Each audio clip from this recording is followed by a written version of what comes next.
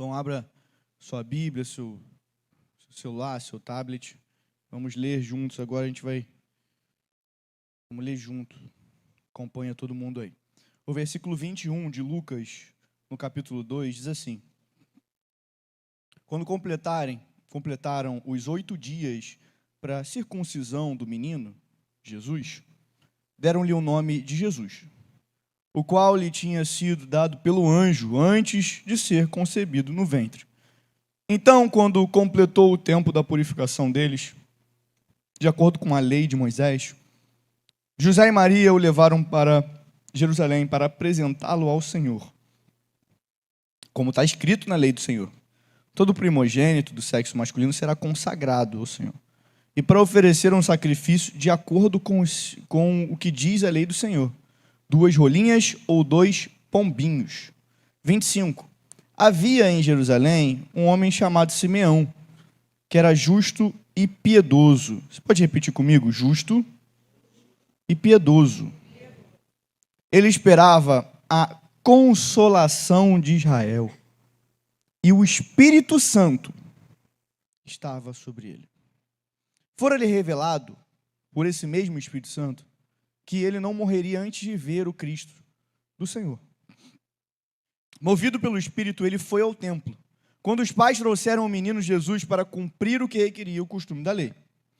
Simeão o tomou nos braços e louvou a Deus, dizendo: Ó soberano, como prometeste, agora podes despedir em paz o teu servo, pois os meus olhos já viram a tua salvação, que preparaste à vista de todos os povos, a luz para a revelação aos gentios e para a glória de Israel, o teu povo. O pai e a mãe do menino estavam admirados com o que fora dito a respeito dele. Simeão os abençoou e disse a Maria, mãe de Jesus: Esse menino está destinado a causar a queda e o levantamento de muitos em Israel, e a ser um sinal de contradição, de modo que os pensamentos do coração de muitos sejam revelados. Quanto a você, uma espada atravessará a sua alma. Palavra do Senhor. Te convido a você fechar os seus olhos. Pai, nós pedimos nessa noite, pelas nossas vidas, pelo nosso coração, pelos nossos ouvidos, que tudo aquilo que for falado aqui seja direto do teu altar, Senhor. Nós já louvamos, adoramos, entronizamos o teu nome. Agora é o momento da palavra, que seja um alimento para nós nessa noite, e que esse alimento sirva, Senhor, para nos manter firme em mais uma caminhada. Em nome de Jesus, por isso eu te peço mais uma vez que nada e nem ninguém possa tirar a atenção, nem eu mesmo, Senhor, dos meus irmãos e da tua palavra. Em nome de Jesus. Amém. Irmãos, hoje nós estamos com a data do domingo de Ramos. Quem estava aí de manhã, né? Quem ouviu de casa a pregação do pastor Ulisses, sabe muito bem por que comemoramos esse dia de hoje, né? Porque esse dia é especial, o que aconteceu. Se você não viu, volte. A gente teve um probleminha também de manhã com o computador, a transmissão começou um pouquinho depois, mas com certeza você vai ser abençoado pela palavra do pastor Ulisses. E eu queria trazer uma ênfase diferente para aquilo que a gente está comemorando, de certa forma, no dia de hoje. O Domingo de Ramos ele é tradicionalmente uma festa do calendário cristão, como o pastor já havia falado, e nesse dia nós recordamos a entrada triunfal de Jesus em Jerusalém. Então aqui a palavra diz que 6 dias antes da Páscoa. Se eu falar alguma coisa errada, você me corrige, né? Não era eu que te dava cola, não, você que me dava cola. Tá amarrado, não tinha negócio de cola não, irmãos. Todo mundo de olho aberto, pastor. Era ele que me ensinava as coisas. E aí, 6 dias antes da Páscoa, Jesus ele entra para cumprir a promessa, uma promessa que é feita no Antigo Testamento. Então, Jesus é o Messias e ele vem para cumprir a promessa daquilo que os profetas profetizaram. Os que estudaram na escola dominical viram, nós vimos Isaías, próprio Jeremias, Ezequiel. Muitos profetas profetizam sobre a vinda de Jesus, o mais notório de todos, Isaías. Então a gente vai ver que fazia parte da profecia Jesus entrar em Israel, em cima de um jumentinho, burrinho. E nesse momento, aquela multidão que já estava seguindo Jesus, via Jesus entrando, e ali com os pedaços, né, de palmeiras, ou com os pedaços de tecido, como diz a palavra do Senhor, eles diziam: Hosana ao filho de Davi. Amém? Os irmãos sabem nessa história? Porém, a mesma multidão, dias depois, o que ela vai fazer? Ela pretére tá certo. Ela escolhe Barrabás ao invés de Jesus. E o que grita? O que a multidão grita? Crucifica.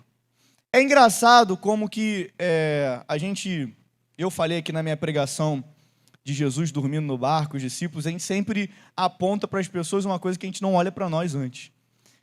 E eu pensando nisso, eu pude refletir que muitas vezes eu sou essa multidão que aplaude e diz: Hosana, bendito o filho de Davi, e ao mesmo momento, dias depois, eu falo: crucifica, crucifica. É muito fácil, meus irmãos, eu acho que todo mundo concorda comigo, quando a gente vê um rei cumprindo a promessa, fica todo arrepiado, e a gente vê ele num burrinho, cumprindo para aquilo que foi chamado, e aí, graças a Deus, agora Jesus vai nos livrar do império de Roma. É muito fácil nós dizermos isso. E quando há uma visualização de milagre, de uma pesca maravilhosa, uma ressurreição dos mortos, aquilo que tinha acabado de acontecer, Jesus tinha passado por Betânia e ressuscitado Lázaro, é muito fácil olhar e falar: Jesus, tu és o Cristo, o Filho de Deus vivo, o Senhor é o Messias, o Senhor veio me salvar. Mas quando eu corto essa imagem, eu olho para um Jesus impotente, crucificado, sangrando, chorando, triste, é muito difícil eu dizer: tu és o Cristo, o Filho de Deus vivo. Humanamente é muito difícil. E é isso que nós fazemos diariamente quando pecamos ao Senhor e quando desviamos a atenção aos olhares deles. Isso tudo me leva a uma reflexão profunda: é possível celebrar Jesus sem verdadeiramente compreendê-lo? Ou seja, é totalmente possível enxergar Jesus como Messias sem entender o propósito que Ele tem para a minha vida. É muito possível eu estar na igreja, em cima do altar, pregando, louvando, adorando ao Senhor, tocando instrumentos ao Senhor, sem compreender o chamado de Deus para a minha vida. Você concorda comigo? Se você concorda, levanta a sua mão, pode dizer amém, é isso. Por isso tudo, eu gostaria de voltar um pouco do tempo como voltamos e visualizar um Jesus que ainda não falava, um Jesus que ainda não curava, Jesus que ainda nem pregava, um Jesus que era só um bebê, um bebê no braço dos seus pais, totalmente frágil, impotente, inseguro, num tempo comum, num lugar comum. Um homem reconheceu pela fé quem Jesus era. Você pode dar um glória a Deus por isso? Simeão, ele enxergou em Jesus o verdadeiro Messias. Antes mesmo de colocar a mão nele, curar, antes mesmo de chamar Lázaro, venha para fora, antes mesmo de falar, joga a rede para o outro lado e milhares de peixes são pegos, antes mesmo das coisas chegarem aos nossos olhos, nós precisamos colocar a fé em Cristo Jesus. A fé não fala daquilo que vemos, mas daquilo que ansiamos e cremos ao Senhor antes mesmo daquilo acontecer. E eu acho que é misterioso e grandioso a palavra do Senhor, porque a Bíblia fala pouco de Simeão. A gente vê tantos personagens e que a Bíblia gasta tempo. E a Bíblia, ela é sucinta. Os relatos são sucintos. Lucas se estende até um pouco mais, mas não sobre quem era Simeão. E Lucas relata que ele era justo e piedoso. Nós precisamos, nessa noite, entendermos que o Senhor espera do nosso coração que nós sejamos justos e piedosos. Você pode dar uma glória a Deus por isso? Simeão vivia esperando o cumprimento da promessa, porque o Espírito Santo revelou a ele que ele não morreria antes de ver o Cristo. E num dia totalmente comum, esse mesmo Espírito Santo Aí os irmãos do Academy vão poder tirar onda, abrir o grego interlinear e ver que o Espírito Santo era o Espírito Santo mesmo, porque era pneuma. Ou seja, o próprio Espírito Santo, antes mesmo do Espírito Santo vir, porque depois a aparição do Espírito Santo em Atos 2, depois disso aqui, antes mesmo o Espírito Santo incomoda o coração de Simeão para ir ao templo. E quando ele vê o menino Jesus, ele reconhece como a salvação de Deus. Eu te convido nessa noite, meu irmão, não depender de sinais, não depender de milagres, não depender de uma entrada triunfal, depender da promessa, mesmo que seja em forma de criança, mesmo que seja em uma manjedoura, totalmente um lugar totalmente anormal, mesmo que seja no lugar juntamente com os animais, mesmo que seja em um lugar totalmente raso, vermos nele o Rei da nossa salvação. Quantos creem nisso? Eu preciso que você corresponda. Simeão representa aqueles que não precisam de aplausos ou multidões para crer. Ele representa aqueles que vivem pela promessa. Quantos vivem pela promessa? Você vive pela promessa? Eu vivo por uma promessa, eu vivo por algo que é muito maior, eu não vivo por algo que acaba, que se finda amanhã.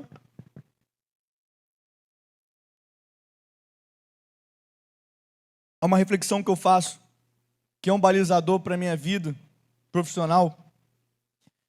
Se eu fizer isso na minha vida profissional, esse paciente vai voltar amanhã reclamando, ou não vai voltar, ou não vai aparecer nunca mais, ou não vai recomendar ninguém? Essa é a pergunta. Porque aquilo que eu quero para a minha vida é independente dos anos que se passem, aquela pessoa continue sendo tratada por mim. Aquilo que eu desejo é que a pessoa saia satisfeita. Então as minhas decisões são balizadas nisso.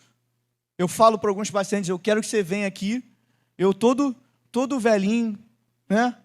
Vamos botar, eu não vou precisar disso, porque eu sou um cara muito atleta, né? Muito atlético, eu tenho acompanhamento profissional de uma nutricionista, mas muito velho, quando tiver muito velhinho, eu tiver lá, né? Na cadeira de roda, e me botam lá e vão comprar para mim uma cadeira de dentista que acopla, cadeira de roda, para eu poder tratar da pessoa, porque eu sinto que isso é um prazer para a minha vida, né? Eu sinto, quantos aqui podem dizer que trabalham com aquilo que gostam?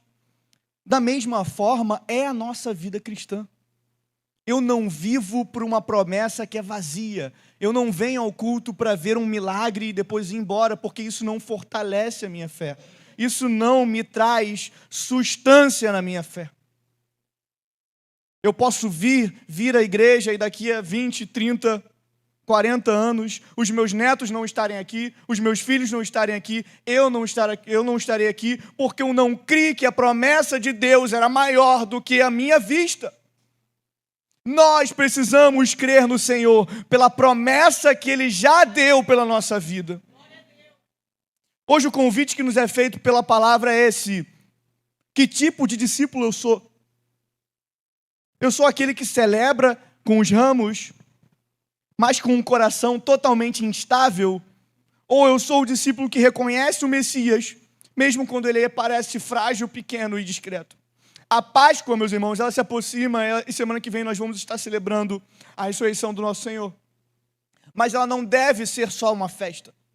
Ela não pode ser só uma comemoração, mas um memorial que nos impulsiona a viver para a glória do Pai. Você pode dar glória a Deus por isso? A ceia é um memorial. Jesus faz questão de reunir os seus discípulos para ali estabelecer um memorial que depois, graças a Deus, com o relato de Paulo, nós vamos fazer até hoje, fazemos até hoje isso.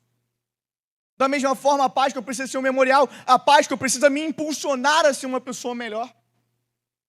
Ao invés de discutir se o ovo é do diabo ou se é de Deus, se o coelho é do inferno ou se é do céu, nós precisamos ser motivados pela memória daquilo que nos sustenta, e quem nos sustenta não é nada desse mundo, a não ser a mão do nosso próprio Senhor, aquele que criou tudo e todos. Ele te sustenta, Ele te mantém, é Ele quem faz a sua vida, é Ele quem sustenta a tua família, É Ele quem me sustenta o meu emprego.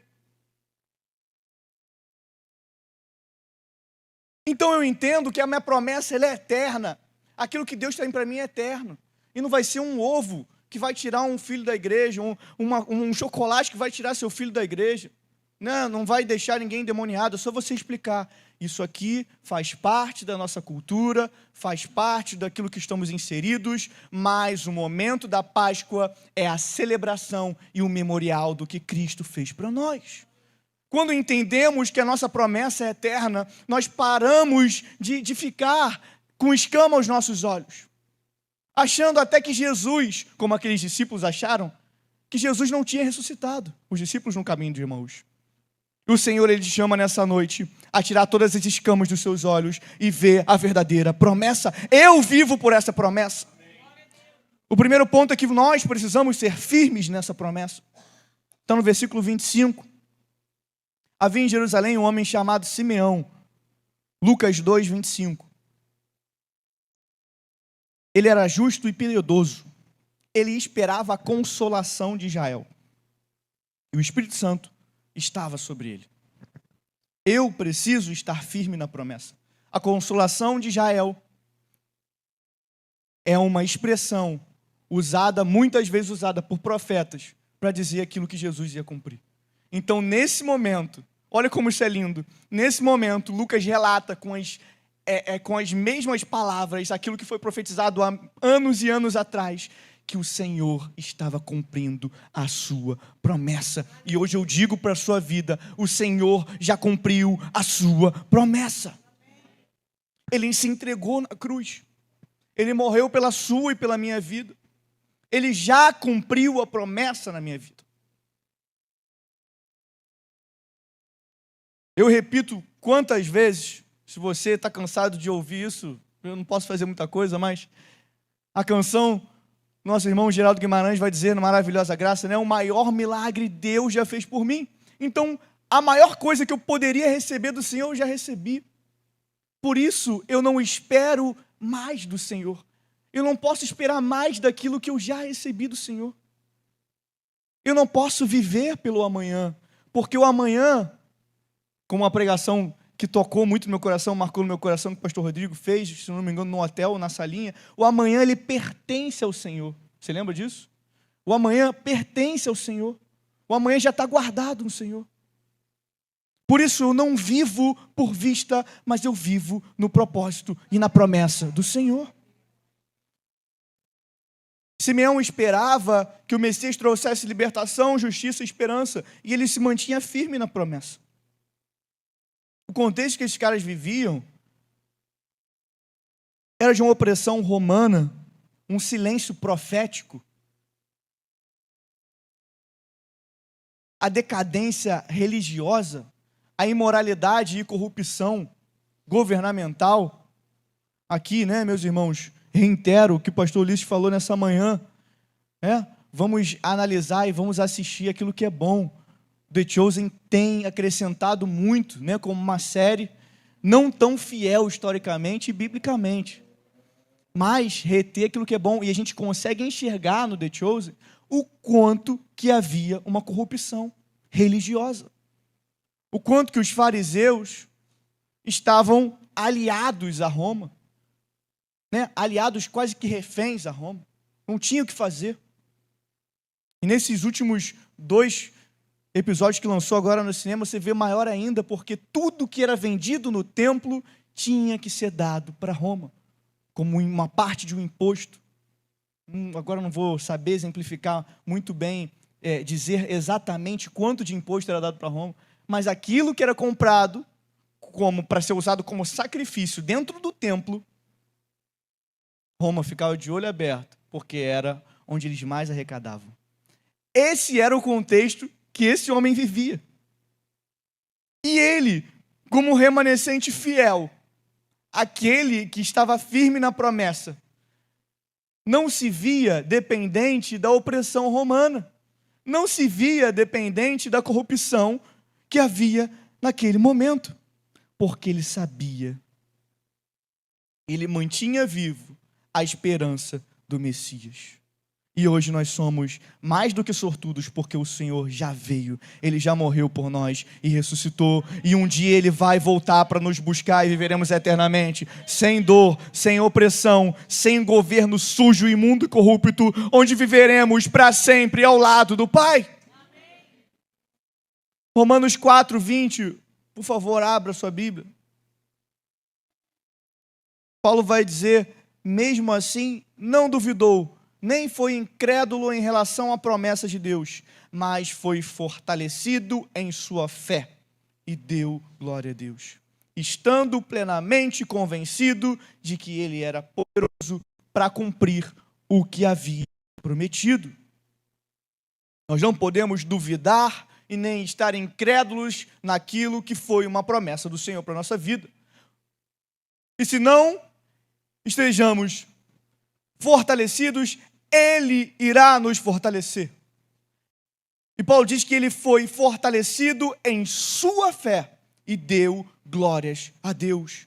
Ou seja, aquilo que eu tenho de bom para a minha vida não vem de mim, Fábio, mas vem de Deus. Se eu venço a minha incredulidade, se eu venço a minha falta de fé, se eu venço o meu pecado, não é porque eu sou bom, mas porque Deus me deu força o suficiente. E ele diz no 21, estou plenamente convencido de que Ele era poderoso para cumprir o que havia prometido. Aquilo que Deus faz na nossa vida é somente um exemplo bem pequeno da promessa macro que Ele tem para essa terra. E eu creio que o Senhor voltará para nos buscar. E não teremos mais câncer, não teremos mais doença, não teremos mais injustiça. Não abriremos mais os nossos celulares, a nossa televisão e vemos duas jovens praticamente assassinadas por um carro, por uma pessoa totalmente imprudente. Isso me causa injustiça, mas eu creio na promessa que Deus tem para a minha vida. E eu creio que o Senhor tem guardado as nossas vidas. Você crê nisso? Amém. Quando nós ficamos desanimados, quando nós ficamos tristes, parece que Deus se calou perante a gente. Parece que o Senhor não é poderoso. Por isso que esse versículo é tão bom, porque ele fortalece a nossa fé. Simeão não deixou a cultura ao redor determinar a sua fé. Não importa. Não importa se você está indo na loja americana e bate a tua cabeça no Kinder Ovo. Desculpa, mas eu odeio isso. Não odeio o ovo de Páscoa, que é muito bom, apesar de ser caro. Mas eu odeio bater a cabeça nas lojas americanas. Tem mercado, tem também, né? Agora tem uns ovos que são R$19,90, né? Que é aquele chocolate que você fica 1 hora sem sentir a sua língua, né? Porque tem uma camada de isopor, aí você morde o isopor, R$19,90, muito bom. Não recomendo, mas se você quiser dar para o seu inimigo, eu não posso deixar com que essa cultura ao meu redor, eu não posso deixar com que as notícias ruins, e elas vêm, determinem o padrão da minha fé. E Simeão não deixou com que isso fosse o padrão da fé dele. A primeira coisa é que nós precisamos nos manter firmes na fé. A segunda coisa, anote por favor, o Espírito Santo, é Ele quem sustenta a nossa vida em esperança. Abra sua Bíblia em Lucas 2:26.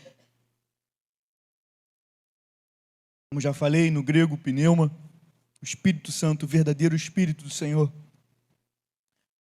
Lucas 26 diz assim: fora-lhe revelado pelo Espírito Santo que ele não morreria antes de ver o Cristo do Senhor. Movido pelo Espírito, foi ao templo, e quando os pais trouxeram o menino Jesus para cumprir o que requeria o costume da lei. Meus irmãos, é o Espírito Santo, o Consolador, quem nos sustenta em esperança. O sentimento que precisamos sentir, né? Sendo bem repetitivo. O sentimento sentido precisa ser esperança. Quantos desejam ter esperança? Quantos desejam ter esperança? Eu preciso ser cheio de esperança. A gente vê que Simeão é um dos primeiros personagens no Novo Testamento a serem cheios do Espírito Santo. E aqui, como eu falei, antes mesmo de Pentecostes, antes mesmo de Atos, a gente vai ver que Atos está bem depois, acontece bem depois disso. A gente está falando do nascimento de Jesus, do início da vida de Jesus.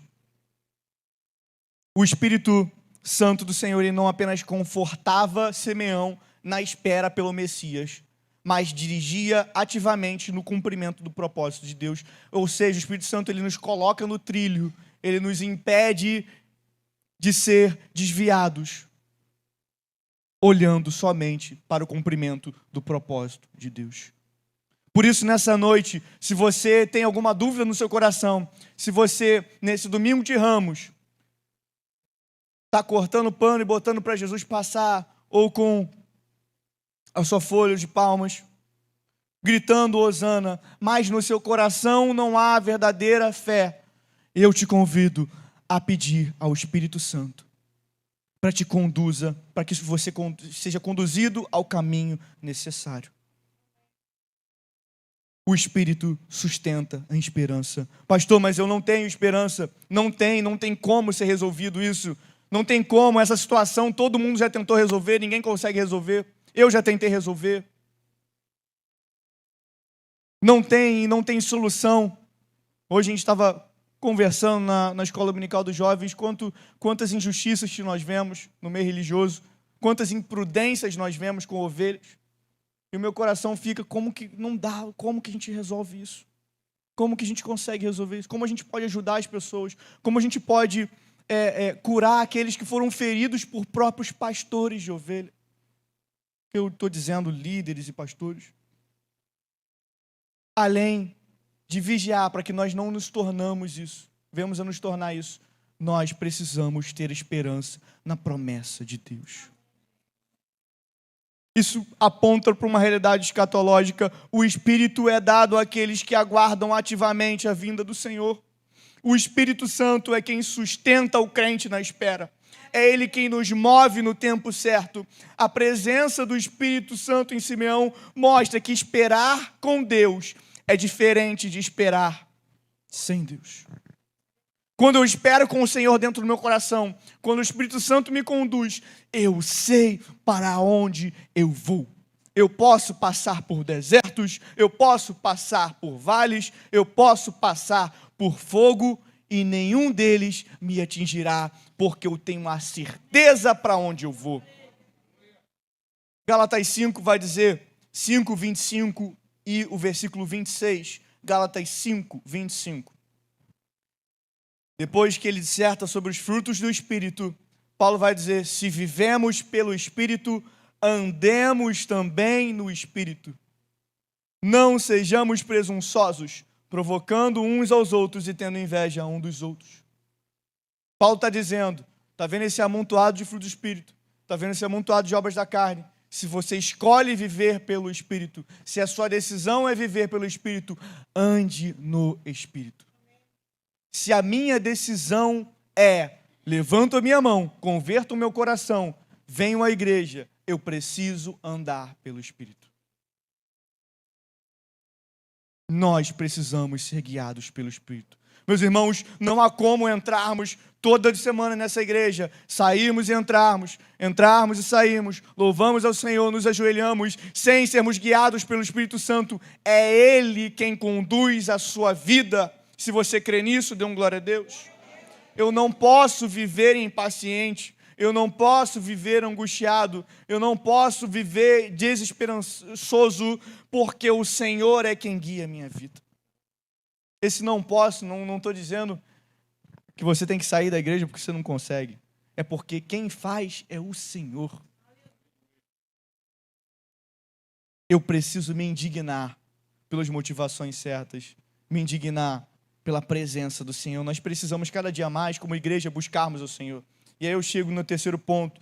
Os irmãos sabem, eu sou breve, eu já estou acabando. O terceiro ponto diz que nós precisamos ter uma fé que enxerga o invisível, versículo 28 de Lucas 2.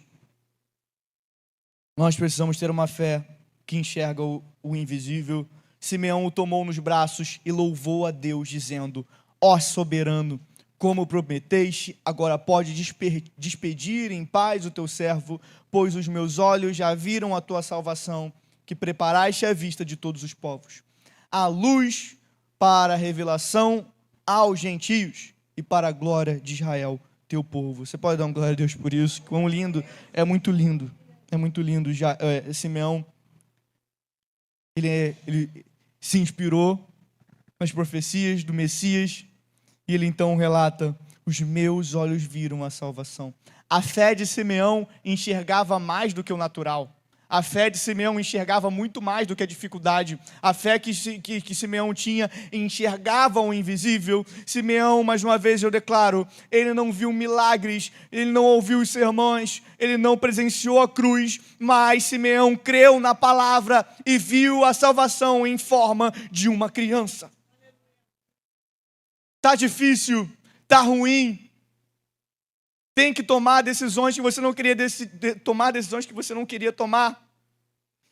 Tenha uma fé que enxergue o invisível. Eu creio, eu estou com meu coração cheio de fé, que nós vamos sair daqui hoje cheios da presença do Senhor. Você crê nisso?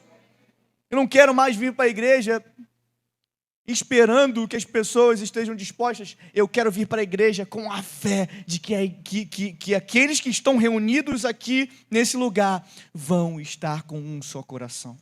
Eu prefiro ter o meu otimismo pela minha fé do que me render ao desânimo. Eu digo isso com muita fé no meu coração. Amém? Simeão declara que Jesus é a luz para a revelação aos gentios e para a glória de Israel. E aqui é uma clara antecipação da obra universal de Cristo para aquilo que Jesus ia fazer.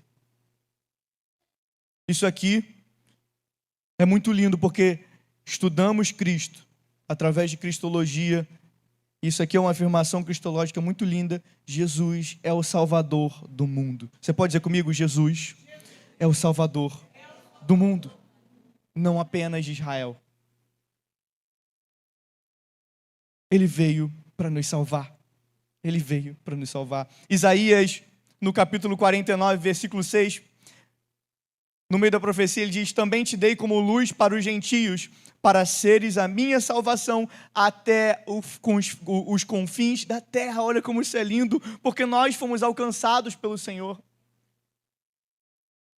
Eu não sou Israel, propriamente dito, terra, mas eu fui alcançado e agora eu sou povo, eu sou nação santa, porque o Senhor me deu acesso a isso.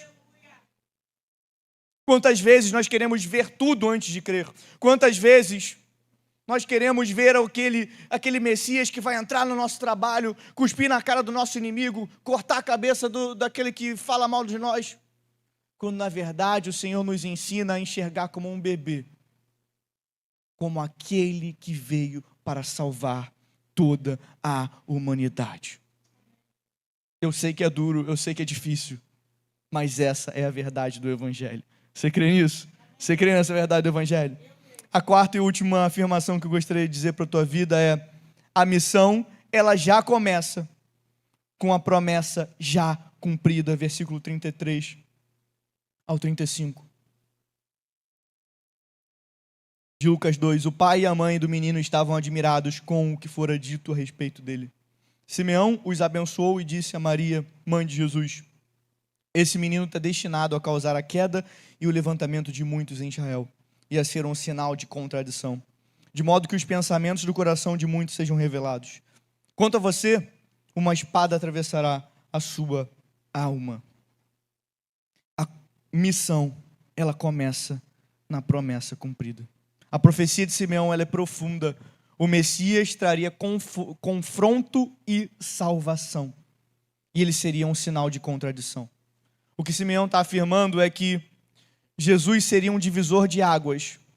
Ou crê nele, ou se tropeça nele. Meus irmãos, eu gostaria de afirmar algo muito real na nossa vida. A gente precisa se lembrar disso todos os dias. A salvação não é neutra. A salvação, ela exige uma decisão. E uma decisão que revela os nossos corações. As nossas decisões, elas dizem totalmente sobre o nosso coração. E quando eu tomo uma decisão que vai totalmente contra aquilo que Deus fez pela minha vida, eu revelo que o meu coração não está preparado para isso. E se o meu coração não está preparado para isso, eu preciso vir ao altar do Senhor. Às vezes, pessoalmente falando, me chateia quando nós nos disponibilizamos a tocar na sua vida e chamar ao altar e muitos não vêm, porque temos a certeza que todos dependem e carecem da graça do Senhor e do poder desse Senhor. Por isso, não perca a oportunidade de fazer como Simeão e crer que o Espírito Santo tem preparado uma hora para você e que essa hora vai desatar um poder grandioso do Senhor sobre a sua vida. Esse poder vai te fazer entender e vai te fazer enxergar a verdadeira graça sobre a sua vida. E quando eu entendo a verdadeira graça de Deus sobre a minha vida, Levi, eu não dependo de mais nada. Eu não dependo mais do dinheiro para eu ser feliz. Eu não dependo mais do meu trabalho para ser feliz. Eu não dependo por estar em um alto cargo para ser feliz. Eu não dependo de ser reconhecido por outras pessoas, porque eu já recebi a graça de Deus sobre a minha vida. Eu não dependo de uma igreja lotada para dignificar o meu ministério, porque eu sei da promessa que Deus tem para a minha vida. Nós sabemos da promessa que Deus tem sobre a nossa vida. Não vai ser uma pessoa que vai dizer que você é crente ou não. Não vai ser uma pessoa que vai dizer que você é digno ou não, porque o Deus, o Senhor dos Senhores, já apontou para a nossa vida e nos fez de órfãos, filhos e filhas amadas. Não é possível que você não pode dar glória a Deus por isso. Dá um glória a Deus bem forte. Eu não dependo de uma resposta, porque Ele já é a resposta para a minha vida. Eu não dependo de homens, eu não dependo de cavalos nem carros, porque Ele é a resposta para a minha vida. Glória ao Senhor. E eu creio que Jesus entendeu isso. Pô, esses caras estão falando hosana, esses caras estão fazendo isso tudo, mas eu sei que eles vão me xingar, eu sei que eles vão me crucificar, e eu, na posição de discípulo, eu preciso ser aquele que me mantenha firme até o fim. A promessa já se cumpriu. Diga para essa pessoa que está do seu lado, a promessa já se cumpriu. O rei foi entregue como um cordeiro. O leão foi entregue como um cordeiro. Querem mudar o leão de Nárnia agora, né? Mas é muito bonito. Vamos aproveitar enquanto a gente tem o Aslan. Como é bonito no filme de Nárnia.